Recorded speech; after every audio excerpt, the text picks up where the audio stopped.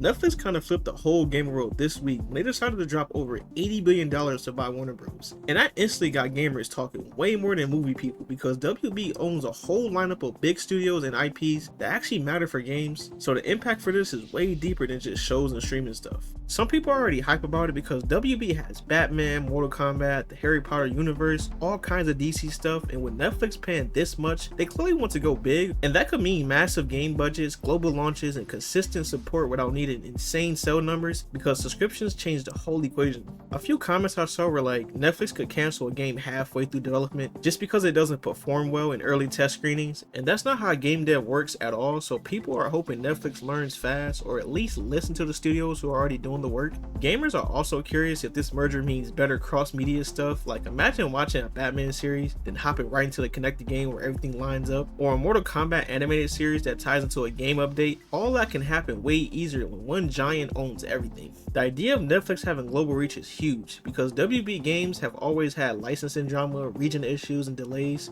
so Netflix owning all of it could mean worldwide releases on day one, way less restrictions, and smoother updates, which will be a pretty big win for every multiplayer title they touch. There's also a lot of talk about Netflix possibly jumping harder into exclusive games and trying to pull a Game Pass style setup where they drop big AAA releases straight into their platform, and that could honestly shake up the whole publishing scene if done right. And some others think Netflix is going to focus more on cross-platform stuff, so instead of console wars, we get more global releases where PC, Xbox, PlayStation, and even mobile all get the same experience on day one, and that would make matchmaking better and player counts way higher. And for the devs inside WB, this move could be a blessing or a curse because Netflix can bring stability and cash, but it also brings corporate decisions, fast deadlines, and unfamiliar workflow demands, and that could pressure studios hard unless Netflix gives them the freedom instead of rules. The subscription model is another reason people think games might change because Netflix could take bigger risks. Since success doesn't rely on selling 10 million copies a title, they just need to keep subscribers interested, and that freedom could lead to more experimental games.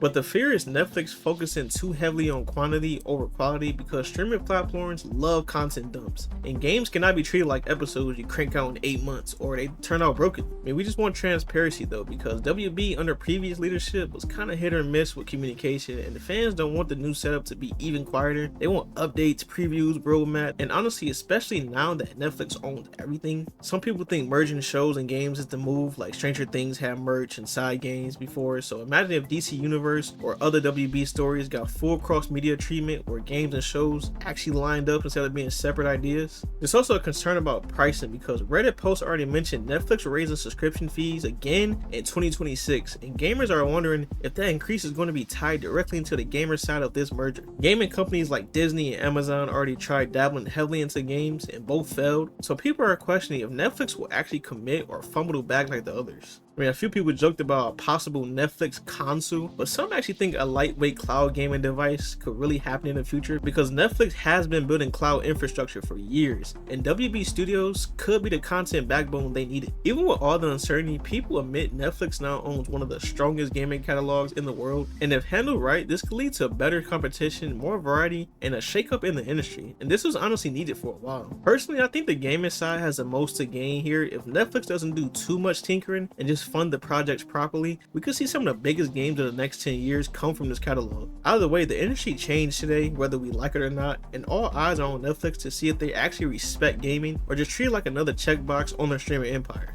And honestly, that's what makes this whole thing interesting because the outcome could easily go either direction, and gamers are right in the center of it, waiting to see what comes next. Let me know what you guys think about this buyout. I personally think we're gonna get some good funding for games in the future. Like, we're actually gonna get polished games, no bugs, graphics gonna be crazy. It could actually be pretty good since Netflix is buying it, and with such a huge budget they have, I feel like this could be actually a good change for WB. Let me know what you guys think about this. Like, comment, subscribe. Hope you guys enjoyed the video. It's your boy Memories. I'm gonna catch you boys next time. Peace.